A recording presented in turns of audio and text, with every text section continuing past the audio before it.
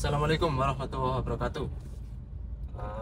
Lawyer story hari ini mungkin ini bahasan yang ditunggu-tunggu sama kaum Adam atau para lelaki.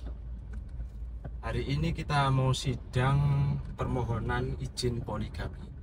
Kenapa sih poligami kok harus pakai sidang, harus izin pengadilan? Nah ini, jadi orang poligami itu bukan hanya soal urusan nafsu saja ya. Jadi negara mengatur sedemikian rupa itu agar supaya konsep atau asas siap berbuat adil ya toh, itu betul-betul terpenuhi. Jadi yang perlu diperhatikan daripada poligami atau yang tidak kalah penting dari poligami itu adalah soal harta yang diperoleh selama bersama atau menikah dengan istri pertama. Kenapa demikian? Jadi begini, dalam proses poligami itu nanti akan ditetapkan harta-harta yang diperoleh bersama istri pertama itu akan menjadi harta bersama dengan istri pertama saja. Jadi istri kedua tidak akan berhak atau bisa memiliki harta yang diperoleh dengan nikah sebelumnya. Jadi nanti akan terpisah. Nah, itu kan menandakan bahwasannya konsep keadilan akan supaya tetap berjalan dengan baik.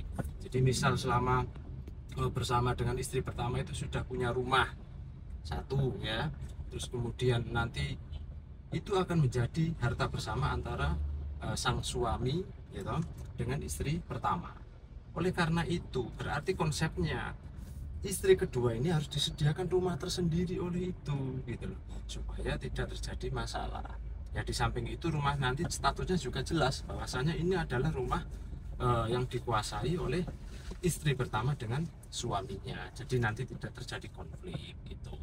Sehingga betul-betul rasa keadilan yang dimaksud adalah istri pertama dan istri kedua itu betul-betul menikmati keadilan itu gitu loh ya. Karena apa?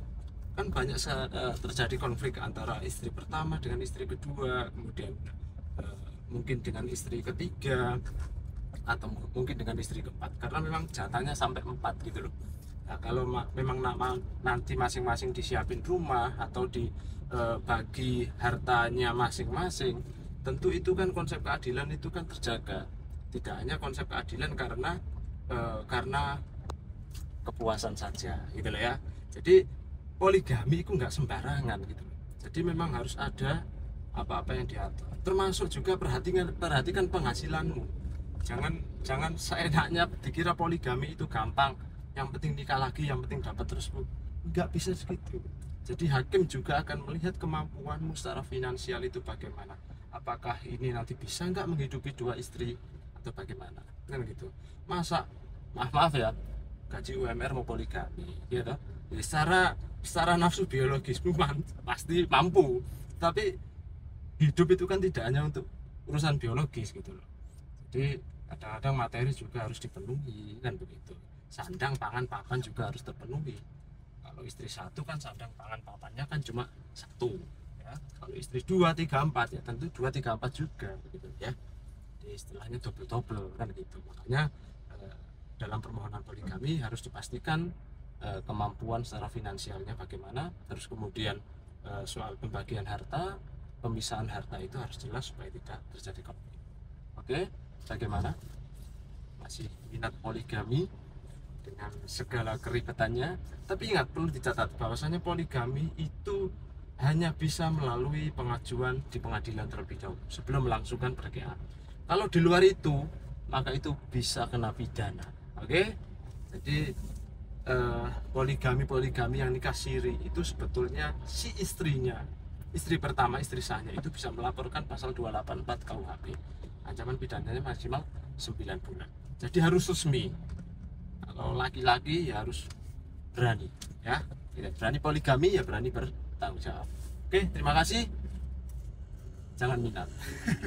Enggak begitu, tapi yang jelas poligami itu berat ya. Satu aja kalau ada masalah sedikit tidur luar, apalagi kalau istrinya 2, 3, 4. Tidur mana coba? Ya. Oke, terima kasih telah menyimak. Assalamualaikum warahmatullahi wabarakatuh.